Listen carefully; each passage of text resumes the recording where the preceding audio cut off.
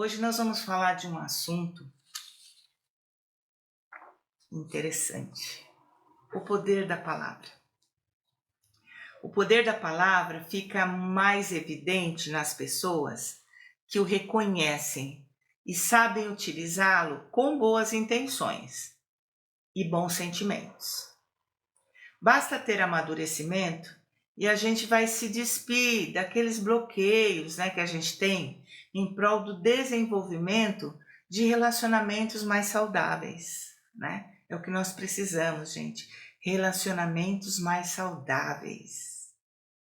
Assim, a gente sempre precisa buscar ser mais sensível ao momento, ao outro que está nos ouvindo e a nós mesmos quando nos comunicamos. Palavras ditas fora de hora ou fora de contexto são um imã perfeito para gerar desconforto e para atrair mais conflitos.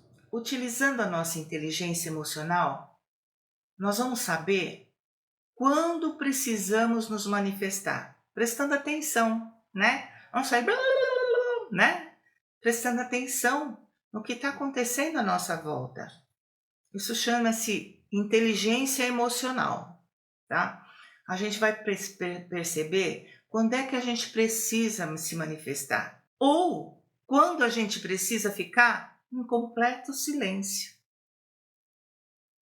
Às vezes, o silêncio é uma das maiores demonstrações de que quem fala confirma o poder da palavra. Percebem? Porque eu não posso falar só por falar. Se eu não tenho o que falar, eu permaneço em silêncio. Ademais, as emoções alteradas ganham o seu devido lugar quando não se transformam em palavras. Percebe? Por que eu vou falar se eu estou nervosa? Se alguma coisa me perturbou muito, por que eu vou falar? Porque eu não posso calar e esperar acalmar os meus sentidos, as minhas emoções, para que eu não fale aquilo que eu vá me arrepender depois. O descontrole, ele acaba colocando em risco a mensagem que a gente quer passar. Às vezes a gente passa uma mensagem errada, porque a gente está descontrolado. E todos nós passamos por isso. Ninguém é controlado, ninguém é zen a vida inteira, não. Isso não existe, Assim, quem sabe ficar em silêncio, sabe quando ser ouvido e quando se colocar para ser ouvido. É possível a gente machucar profundamente uma pessoa, somente falando com ela, dependendo, daquilo que sai da nossa boca. Muitos acabam reduzindo a questão da violência unicamente pelas agressões físicas. E se esquecem que a palavra pode ser um chicote que corta a alma, não o corpo, corta a alma. São feridas profundas, difíceis de cicatrizar. Cada um é um e a gente precisa respeitar o um de cada um, Muitas vezes a gente percebe, principalmente com relação às pessoas mais queridas, que a gente pode contribuir com ideias para soluções quando elas estão com aquele problema que elas estão dentro do furacão. E quando elas estão dentro do furacão, elas não conseguem ver a solução para aqueles problemas. E a gente que está de fora, às vezes, consegue ver com mais facilidade essa solução, Porque a gente está vendo todos os lados do problema que está acontecendo. E a gente percebe, então, que as nossas palavras podem trazer uma dureza capaz de machucar aquela pessoa que já está profundamente sensibilizada, Se nossa intenção for ferir, precisamos parar e refletir. Se realmente nós temos o direito de usar dardos transformados em palavras sobre quem quer que seja, para machucar. Não temos esse direito, Mas se a nossa intenção é ajudar, a gente precisa suavizar o máximo que a gente puder o que vai ser necessário ser dito, né? E acompanhar essas palavras com muito amor, com uma vibração muito boa, com um abraço amoroso, uma vibração cheia de paz, de carinho, de afeto, para que a gente não fira aquele que a gente quer ajudar. Ao ter cautela e cuidado no modo como a gente fala, a gente pode esperar mudanças comportamentais em quem nos ouve. Porque quando a gente fala abraçando, a pessoa para pensar naquilo que a gente está falando. Palavras que são ditas no momento certo e no modo adequado, elas geram empatia e compreensão na outra pessoa. Já quando a gente usa um tom acusatório, geramos desconforto. A tendência é que quem nos ouve evite as acusações e as críticas e se distancie, né? Ou simplesmente escute seletivamente. Isto é, ela vai escutar somente algumas partes da conversa, provavelmente as menos dolorosas. E aí você não ajuda em nada, né? Você só coloca ali o seu orgulho para fora, dizendo: eu falo bonito, eu falo mesmo, eu sou assim, eu falo a verdade. Para quê? Se você não conseguiu atingir aquela pessoa de uma forma boa e produtiva, né? Mas prestem atenção, uma coisa que eu vou dizer aqui. Suavizar não significa falsear ou mascarar o conteúdo da fala. Não adianta, vou mascarar, vou falar bonito, porque assim eu não crio nenhum clima. Suavizar é uma coisa, mascarar é outra. Suavizar é um sentimento que brota de nossas emoções e não um treinamento para falar manso. É muito importante a gente refletir, principalmente em países como o nosso, em que o desnível social e educacional é gritante, sobre a nossa responsabilidade no uso das palavras.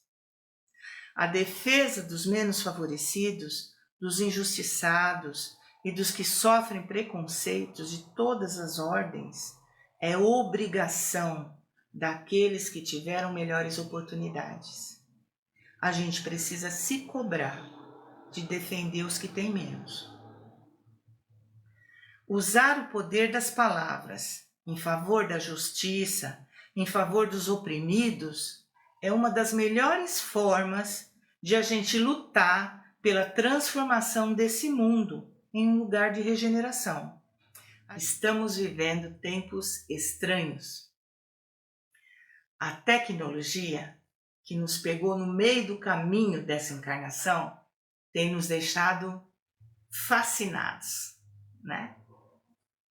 São tantas as possibilidades de falarmos com quem amamos, vigiarmos aqueles que julgamos, opinarmos sobre o que não entendemos, julgarmos o comportamento das pessoas que nem conhecemos e que passam pelo que a gente nunca passou. Defendermos nossas ideias ou compartilharmos ideias que gostamos, sem nos importar se o conteúdo que estamos viralizando é verdade ou é mentira. E tudo isso sob a proteção da internet. A internet, esse ser maravilhoso que só está abaixo de Deus. É Deus e a internet, né? Se patam juntos.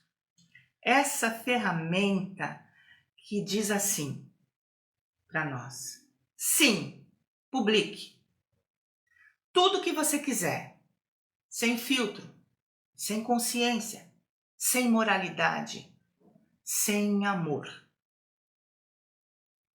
Eu poderia aqui descrever centenas ou milhares de situações vividas por pessoas a partir de palavras infelizes que levaram irmãos nossos ao suicídio, à depressão, ao medo, a vergonha. Não vou fazer isso, né? Não é essa a minha intenção aqui, muito menos o motivo de a gente estar aqui conversando.